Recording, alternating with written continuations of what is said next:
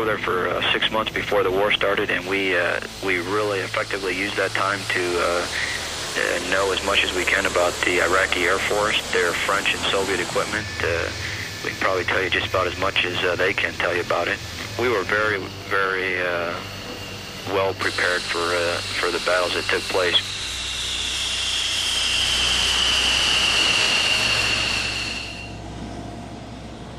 You could make the day as busy as you wanted to by studying and studying up on the threat and things like that. Being isolated like that and talking shop all the time really makes you focus on your job at hand. The more time you have to plan, the better, and you can set up your game plan better and have a lot more time to refine it. And that's exactly what we did.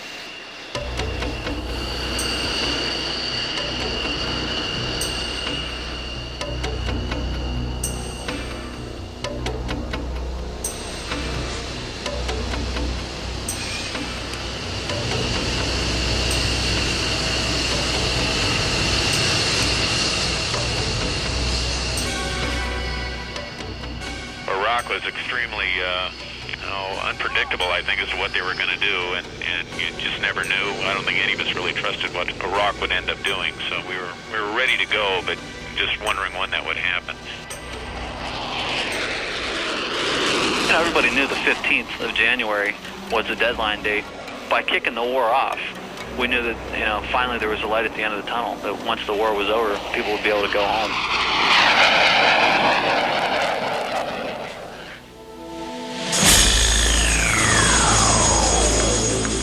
We were very excited to get it on with, to finally get to do what we've been trained to do for so long with airplanes that have really never been tested with American hands.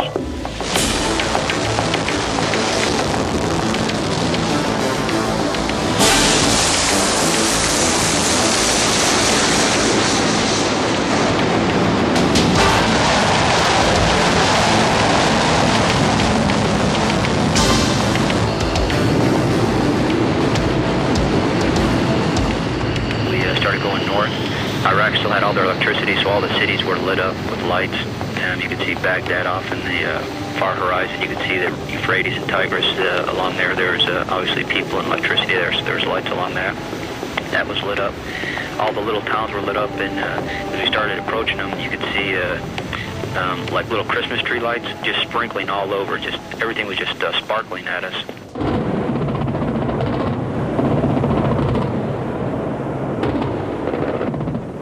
That was the AAA being shot at us.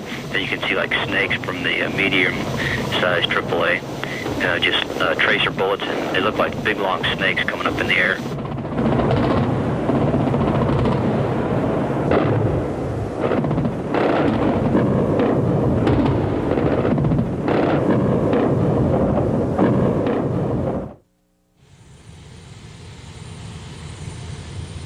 My wife and I had a little girl 13 days after the war started, taxiing out, and time to think about, reflect a little bit, after the first couple weeks of the war.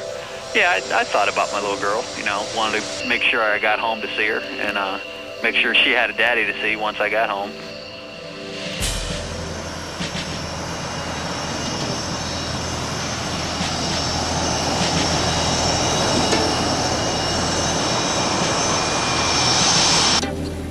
Throughout the brief, stepping out to the jets, your entire focus is on getting the job done and bringing everybody home safely.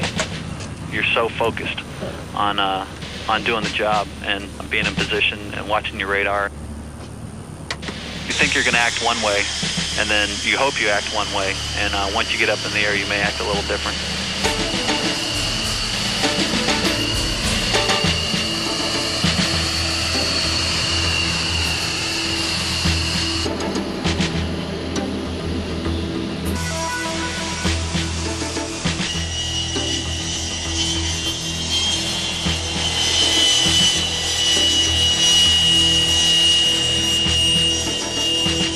Especially after the war started, when we started seeing the polls and stuff and how much support the president had, and that just made us more proud to go out there and do our job and fight for America, because we knew that just about the entire nation was supporting us and backing us up, and You know, I mean, that's an American dream, and certainly pretty much everyone in the military's dream is to, you know, to be united. So it was just super to see that.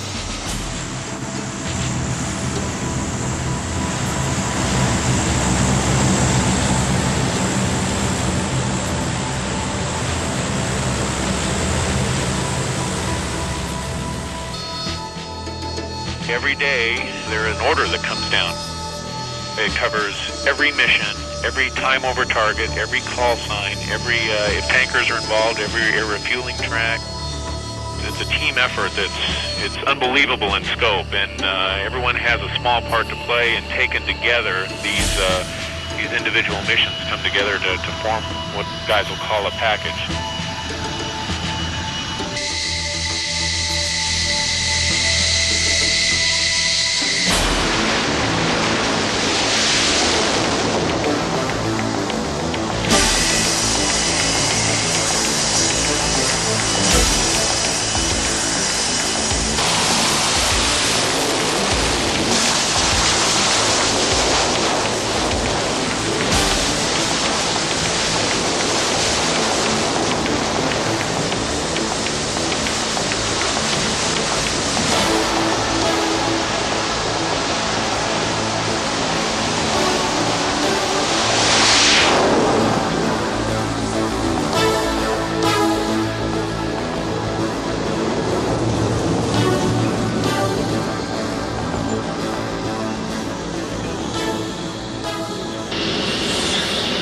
The largest package I was ever involved on a runway was 16 F-16s, and we took darn near I guess I could figure out, about 5,000 feet of runway, just lining the aircraft up. So it's really neat to sit back there, let's say as number 10 or 12, and look at all these afterburners light, and it takes obviously several minutes just to get the aircraft airborne. So it's really a neat feeling to see all that kind of air power on the runway all at once. The visibility in that aircraft is unbelievable. You feel like you're almost outside, and all you're looking at, you can barely see over the nose. The wings are well behind you, so that's not in your peripheral vision. You feel like you're on the end of a pencil, and the pencil is a huge jet engine. It's still quite a feeling to go ahead and run the motor up and light the afterburner and get cruising down the runway.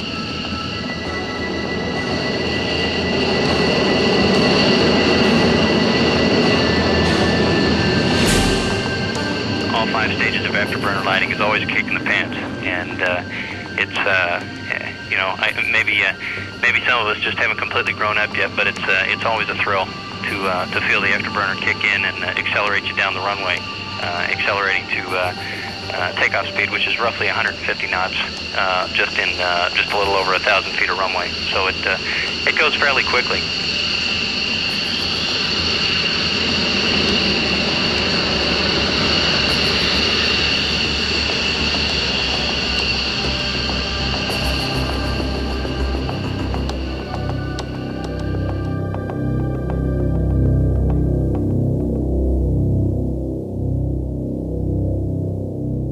Got the first 3 here. I would expect to see another... They're coming up on the right, sir. Okay, we've got another 5 coming up over here on the right. You 2 go to the lead tanker, you 2 go to the number 2 tanker, and they'll brief a port or starboard hose. So, you know, they have a hose to go to, that's what they go to. Okay, got 2 coming up on your left, sir. Not a deal out of your craft. Yeah, I've got 2 F-18s down here on my left. Can you get that, Dave? It's beautiful. Yeah, it's a pretty day, isn't it? We were refueling sometimes 6 tankers and 30 fighters in a very small piece of airspace, trying to get everybody across the border, and it was a phenomenal effort to get the airplanes fueled, that many airplanes fueled in such a short period of time, and get them off.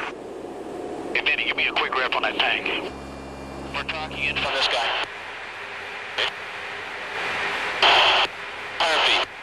The refueling itself goes real fast. The fighter-type aircraft take about 4,500 pounds of fuel a minute, and your AWACS and larger aircraft can take up to close to 6,000 pounds of fuel per minute, so the refueling itself usually goes pretty fast.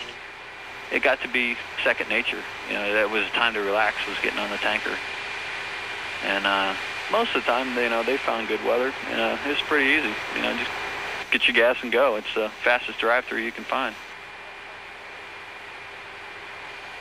positive contact. Bunker, Oscar 2375, good day. He understands contact, Ponca. Pike 4-3 will be in railroad. Plus 56.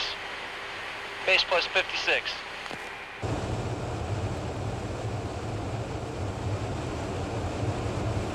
We came back across the border with much less gas than we had programmed, and we weren't able to make it home to our base, and we cried to AWACS for a tanker that we needed gas. There was no tankers available, but a tanker on his way home to his home base, mission complete, heard our pleas and turned around and headed north and basically rendezvoused with us, even though he was on his way home, and hooked up with us and gave us enough fuel to, just as the sun was rising, gave us enough fuel to bring our jet home. And that was typical of the kind of things that the tankers did for us during the war.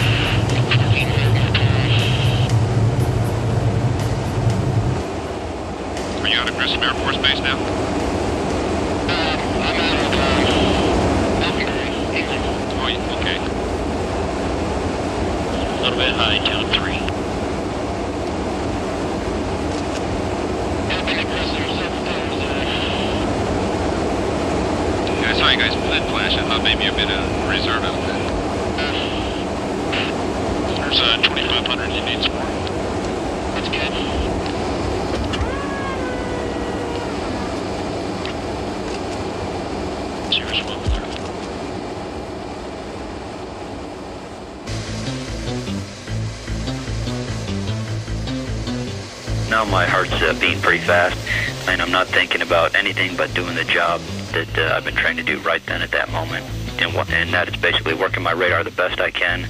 I'm worried about them having anyone airborne to shoot down or interfere with all the strikers.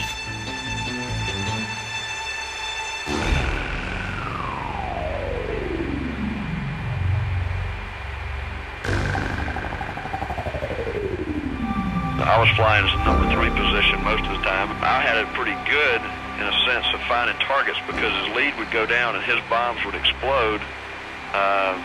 That's when they would start shooting. Obviously, the downside of being 3 and 4 is they're the ones that get shot at a lot.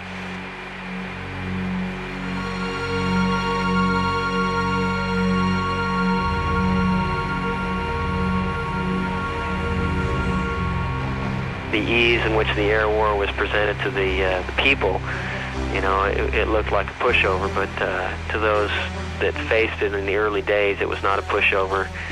And the fact that it became very easy was because of some hard-fought battles in the early weeks.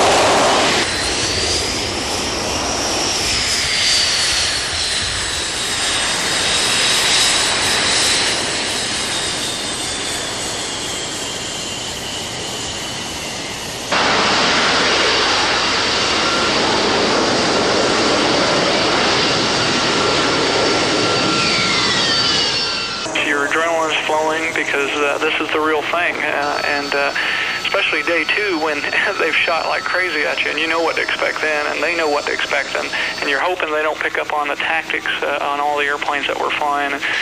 Flew 3 sorties the very first day of the war, and you come back and you think, okay, well, I can do this. But as it dragged on, after about 30 days of doing sorties every other day or every day in some respects, then you start to crawl out of the airplane going, I sure hope that's the last one.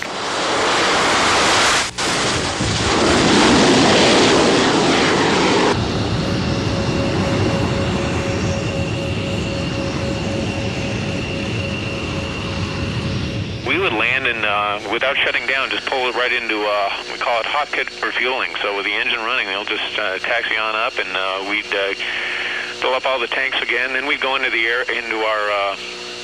our parking spot. As soon as we shut down, immediately weapons would start loading up the next weapons and any other minor maintenance involved in the turnaround of the aircraft. The airplane with good maintenance, and I got to put a good plug for our maintenance guys. I owe them a lot of beers. They did a super job for us, and that's what able to keep us flying all the time.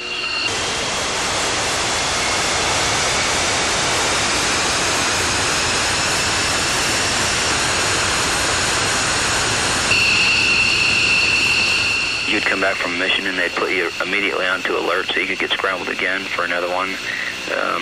I would say normally you were probably doing something within 6 hours from the last time you landed.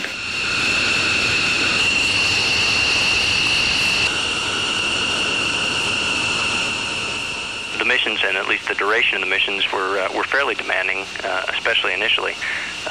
So I guess practical things came to mind first. When we were going to get the chance for the next meal, or figure out what our sleep cycle might be for the next day.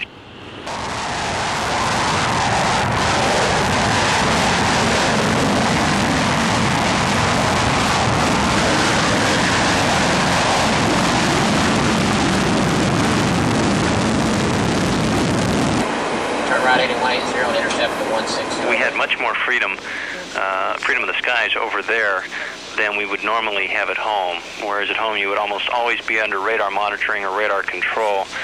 Ours was more or less radar advisories unless we were actively involved in a mission and talking to the airborne warning and control people. But as far as coming back to the local base, typically we would have very little need to talk to them outside of 50 miles. So we would go hundreds of miles, basically just talking to people for advisories, but not really being under any active type of radar control.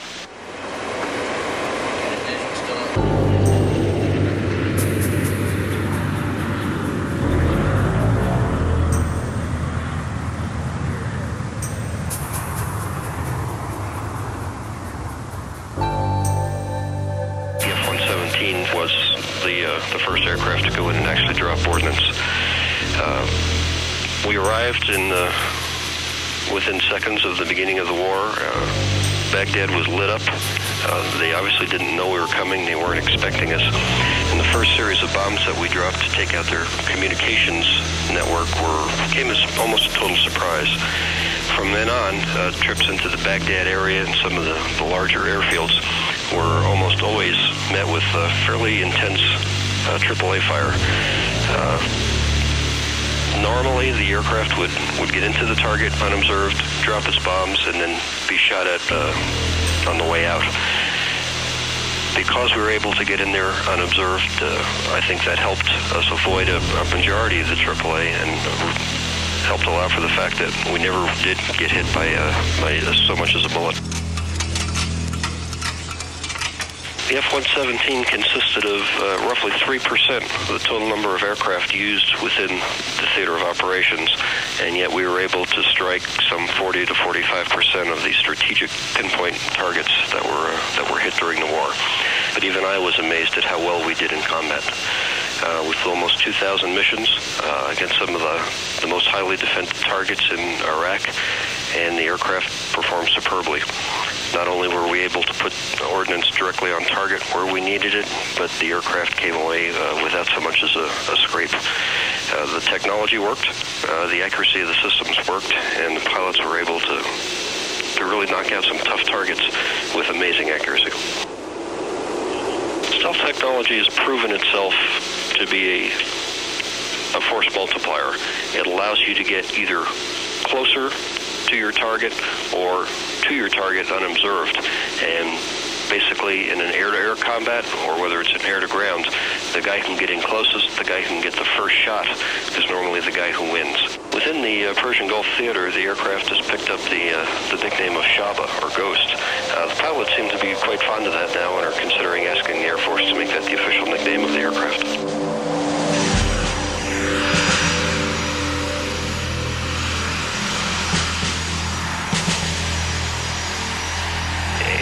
Type of air-to-ground airplane is not a glory airplane.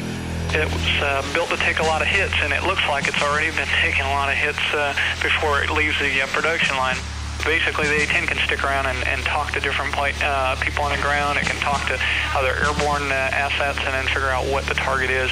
So it's a methodical type approach to things. It's a VFR type airplane, visual flight rules, no clouds, very good weather usually. And we had a lot of bad weather over there. We had guys that popped through the clouds and then found targets because they used to move stuff under it, or the oil slicks and stuff. But the weather wasn't real. I'd say 50% of the days out there, you had to work through the holes. Air-to-air is a lot of ego. It's one machine against another machine. Versus air-to-mud, you have all kinds of realms of things. You're going to take out a tank. You're going to take out a AAA battery. You're going to take out a missile battery. You're just not going to see an F-15 roll in, an air-to-air F-15 roll in on a SAM site or anything. That's not their job. If you talk to any F-15 guys after this last war, they'll say, they held cap over us at 20+ thousand feet while we did our work, and they were pretty impressed too. So I think the brunt of the jokes are going to stop. It's still an ugly airplane, but it is a lot of fun to fly.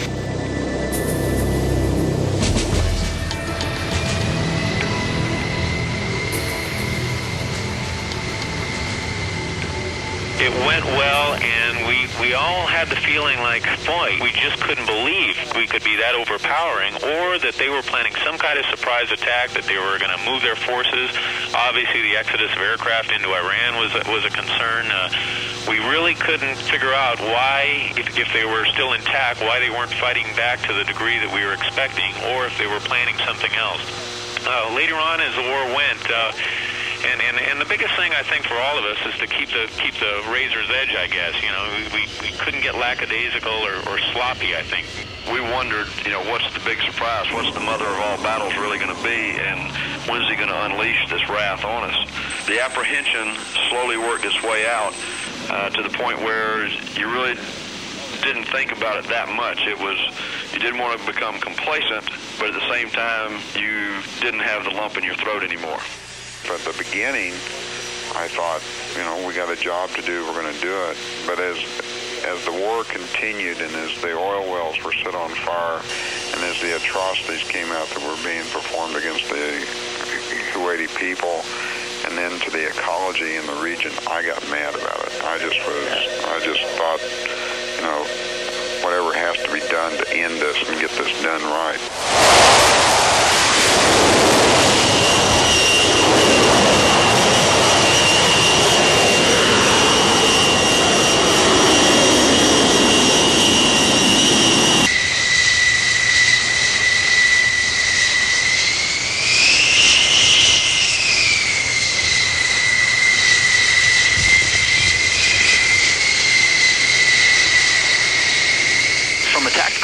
Standpoint on the Iraqis' side, they did the smart thing by keeping them on the ground. We got a lot of them on the ground, but they would have lost a lot more if they kept them flying. What you see on the TV is the end game. Basically, once you found the target, keeping the crosshairs on it is pretty darn easy. And the hard part is getting to that point and fighting your way into the target, defeating the defenses, the AAA, the missiles, and then acquiring your target. Just being able to find your specific building in a complex. And the rules we played with there were very, very strict. If you couldn't find your target, you didn't drop.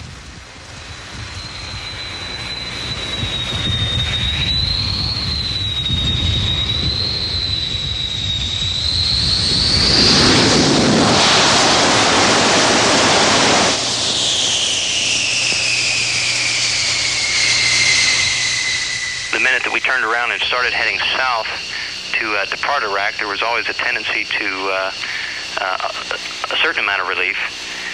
But I think the conscious thing that we really forced ourselves to do was make sure that we didn't let down. Once we had crossed the border back into Saudi airspace and we knew there was no ground threats that would be active against us, then there was a little more time for reflection.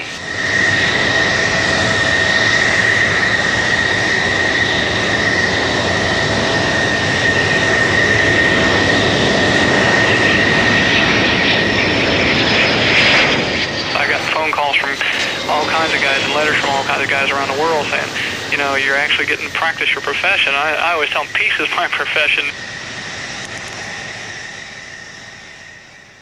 You are our nation's child. You are a mother's prayer. You are a gentle touch. You are the ones we love so much. You take to the skies with the dawn, knowing the job to be done. Your freedom's light shining strong. You go on and on, anywhere in the world, you'll be there. You are the spirit of America. No matter where you go, you are the young and bold, our nation's own. Welcome home. You are the spirit, the heart and the soul. You are the spirit of America.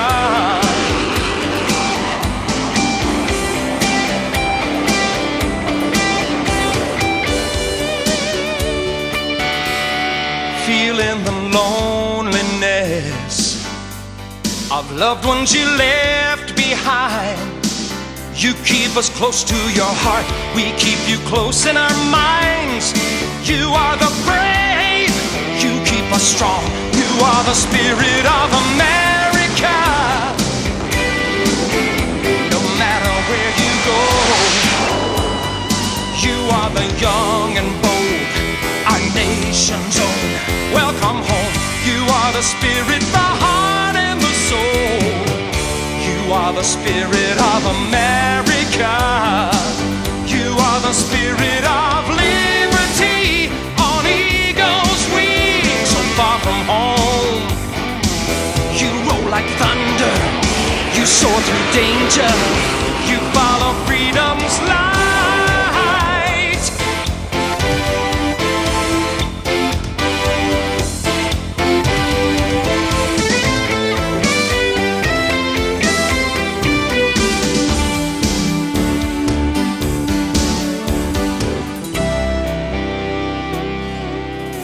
You are our nation's child. You are a mother's prayer. Your freedom's light shining strong. You go on and on, anywhere in the world, you'll be there. You are the spirit of America. No matter where you go, you are the young and bold, our nation's own. Welcome home. You are the spirit of America. No matter where you go, you are the young and bold, our nation's own. Welcome home. You are the spirit, the heart and the soul.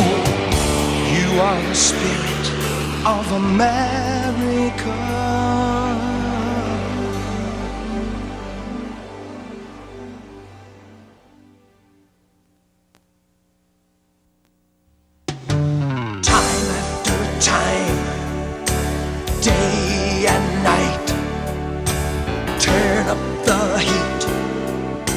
I'm up for the fight, off to a great unknown.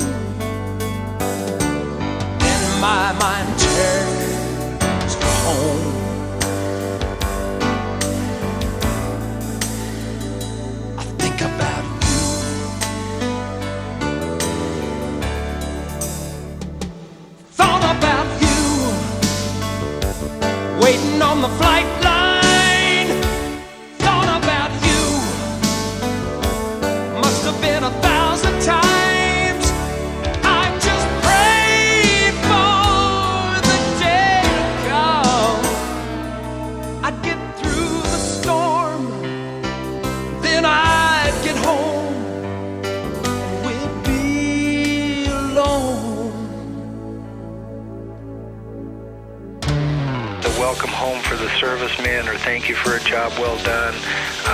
We're behind you. We're proud of you. I mean, it's just so evident all over the place.